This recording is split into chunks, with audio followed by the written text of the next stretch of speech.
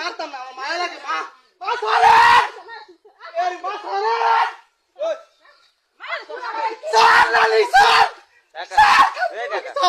একটি পুরুষ সবচেয়ে বেশি অসহায় হয়ে থাকে যখন তার গর্ভধারিণী মার সাথে তার স্ত্রীর বনিবনতা থাকে না। ঠিক তখনই সে কর্মক্ষেত্রে গিয়েও যেমন মোবাইলে শুনতে হয় নানা অভিযোগ, আবার ছুটিতে এলে চোখের সামনে এমন চুল টানাটানি সহ নানা রকমের ঝামেলা পোহাতে হয়। একদিকে গর্ভধারিণী মা, আরেকদিকে স্ত্রী। এই দুজন মানুষ যদি একসাথে না থাকতে পারে তাহলে ওই সংসার দাও দাও করে আগুন জ্বলে। সেই স্বামী বা সেই সন্তান কোনো দিন শান্তি পাবে না।